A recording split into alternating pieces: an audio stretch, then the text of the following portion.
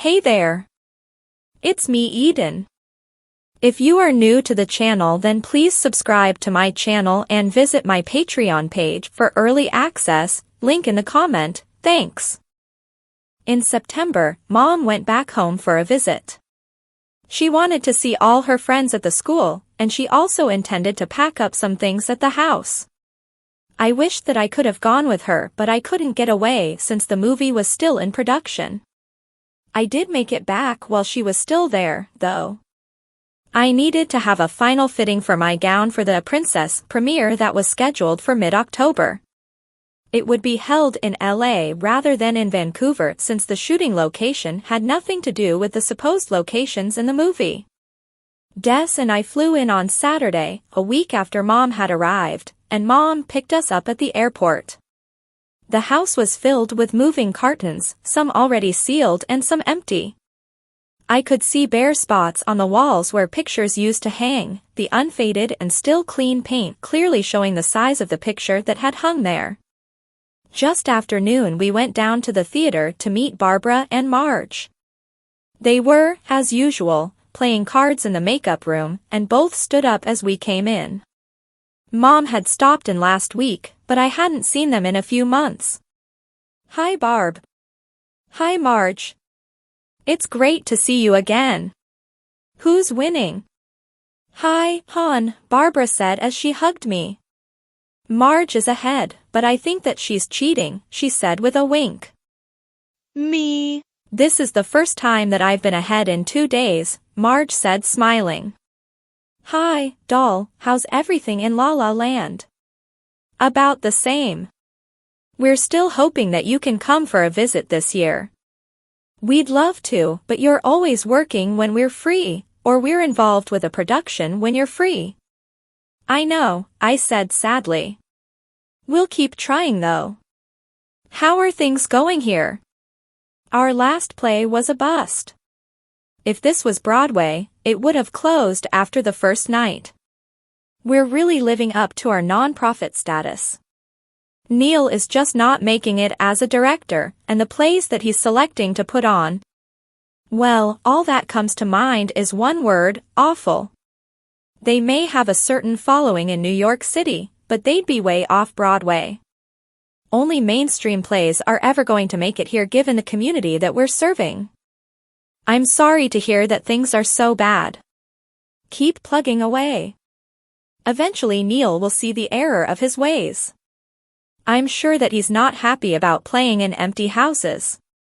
We can only hope, Marge said. How about a cup of tea? Des went for a walk while Mom and I sat down to have tea with Marge and Barbara. After about an hour, we all went over to the wardrobe department for my fitting. Barbara had created another masterpiece, but I wasn't overjoyed.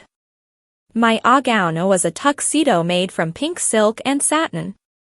Barb, I told you that I was kidding about the tux idea.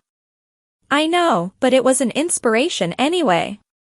Just put it on, hon, and I think that you'll like it. I removed my skirt and blouse and put on the tux. It was nice and soft.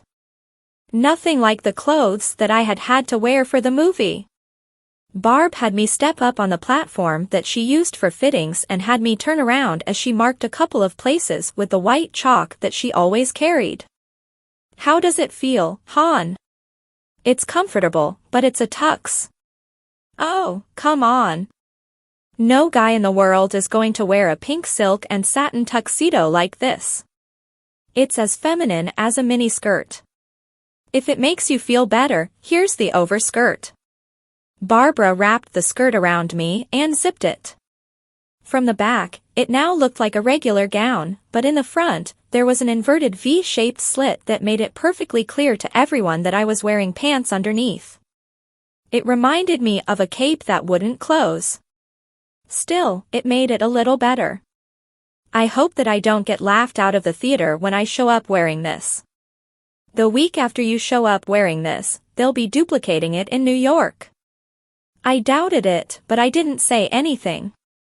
The fitting continued for another 2 hours as Barbara made alterations until she was satisfied that it was perfect. When we were done, we went back to the makeup room for another cup of tea and some more chatting until it was time to leave. As we prepared to leave, I hugged both Marge and Barbara and told them that I'd see them again in a few months. Even if we didn't get together for other reasons, I was still going to need a gown for the premiere of the movie that I was currently working on, and perhaps one for the Academy Awards, if I was lucky enough to get nominated, or at least invited, again. Des was sitting in the hall outside the makeup room and jumped up as we left. For tonight we would stay at the house and then return to LA tomorrow afternoon. We cleared off Carol's bed to provide a bedroom for Des. Mom had stacked up Carol's things that she was preparing to pack in one of the large shipping cartons on it. Mom returned to the estate 2 weeks later, and a week after she had returned, a moving van arrived and unloaded the things that she had packed up and shipped. She had left most of the furniture, but had virtually cleaned out the closets and dressers. All personal items such as pictures, ornaments, and decorations had been packed up also. According to Mom, there was almost nothing of a personal nature left at the old house. The estate would finally start to take on the feeling of home that we had always felt in the old house, and we would have our cherished tree decorations for Christmas this year. In October, I attended the premiere of A Princess to the Mob. My co-star in my current movie, Alan Harrison, escorted me, and I assumed that we would shortly begin seeing stories in the tabloids about steamy affairs on the set. Alan was happy to attend with me. We had become friends as a result of working together, and the exposure was also good for his career. Despite my trepidation, Barbara's creation seemed to be a hit.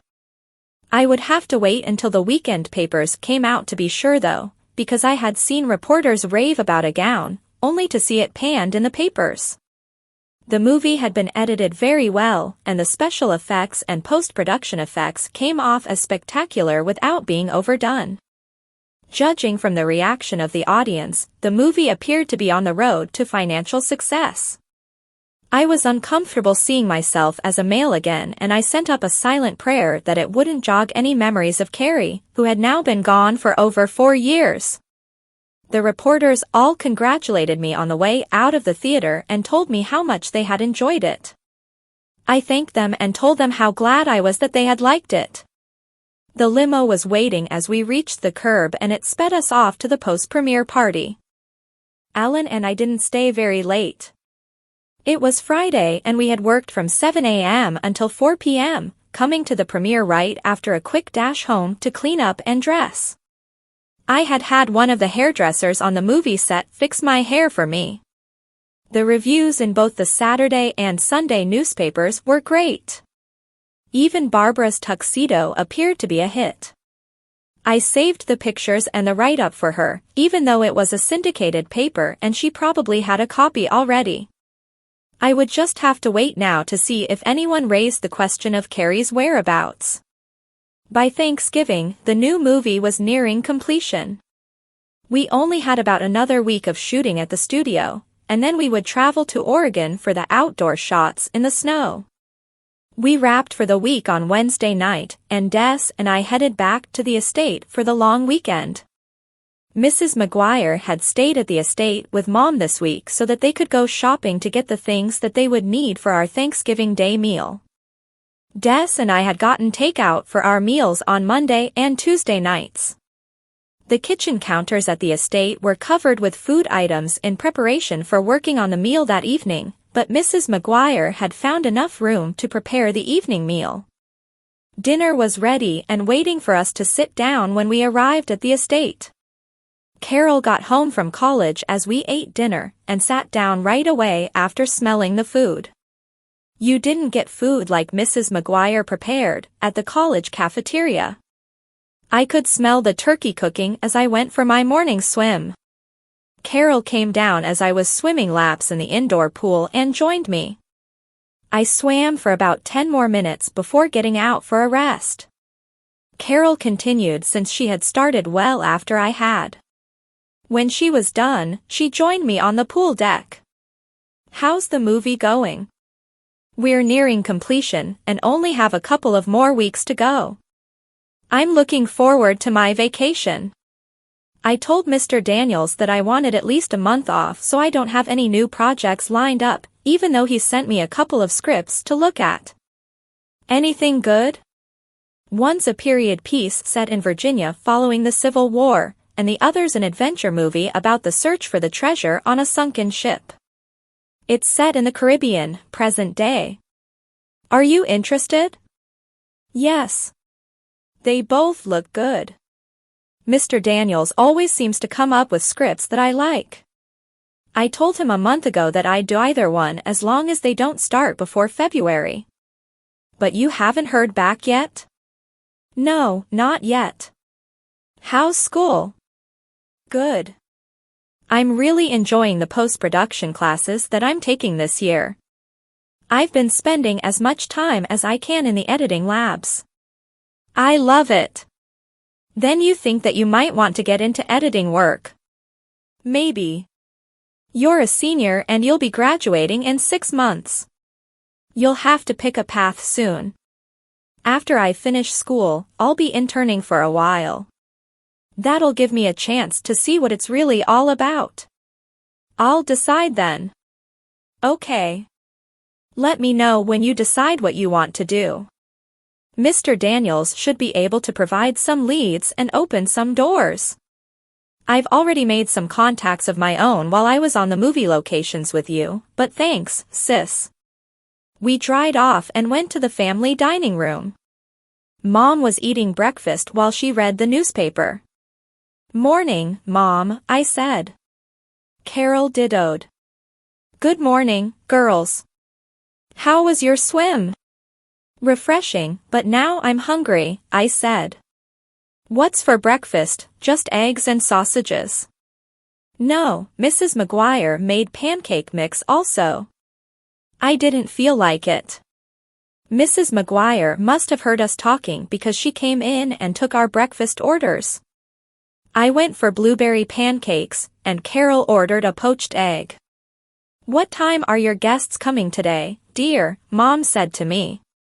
Sharon will be here with the twins at about 10, and Oliver said that he'd be here at about 11. I told them both that we'd be eating at about noon. How come Oliver's coming on Thanksgiving? Carol asked. Because I invited him. I told him months ago that he should come up to see the house, but he or I were always busy. I figured that he wouldn't have any plans for Thanksgiving, so I invited him a couple of weeks ago. I would think that he'd go home for the holiday. I learned, when we were together at the Academy Awards ceremony, that he's estranged from his family. They didn't want him to go into acting and have apparently disowned him. They won't answer his letters, so he spends holidays alone or with friends. Bummer, was all Carol had to say. That's so sad, Mom said. Does he have any brothers or sisters? No, he was an only child. I guess that his parents have really strange beliefs. They tried to arrange a marriage for him. I think that he might have been so shy that they felt that they had to. He was running away from that also when he left. Oliver is such a nice boy. I can't understand how his parents could just disown him, or how any parent would do that to their child. A parent's love for their children should be unconditional. Perhaps in time they'll come to realize that. I hope so, for both their sakes and Oliver's. I just wanted you both to understand so that you don't mention his parents while he's here today. No problem, sis, Carol said. Is Sharon's boyfriend coming today? No, he's on location in Switzerland, or someplace, doing work on a mountain climbing movie. Doesn't he ever come home? Carol asked. Sharon says that he's taking every job that's offered, regardless of the risks. He's only home for a few days every several months. Kind of like you, until a few months ago. That was the old me. I'm not going to do more than 2 pictures a year from now on, and I want a month's vacation in between. Mr. Daniels understands that I can't keep going non-stop. Good for you, honey, Mom said. Mom, you said that the estate is listed as a farm for tax purposes? Yes, dear. Then can we get animals? What kind? I thought that we might get some horses now. We have the stable available and lots of room. George has done a good job of clearing the fields. I'll be done with the picture in a few weeks and it will give me something to do.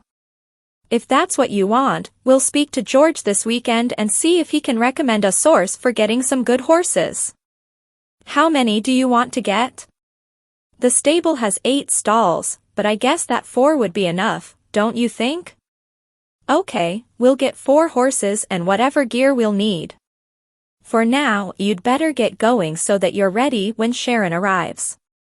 I had finished eating, so I took Mom's advice and went upstairs to bathe and dress. I was clean because I had been swimming, but I wanted to get the chlorine off me, so I took a nice warm bath. Sharon arrived a little after 10 o'clock, and one of the guards, whichever was on duty, opened the gate for her. I heard the chime that indicated the gate was opening and I went out to greet her and help her with the babies and whatever things she had brought, such as diaper bags, blankets, toys, etc. Please subscribe for the next part and visit my Patreon page for early access. Link in the comment. Thanks.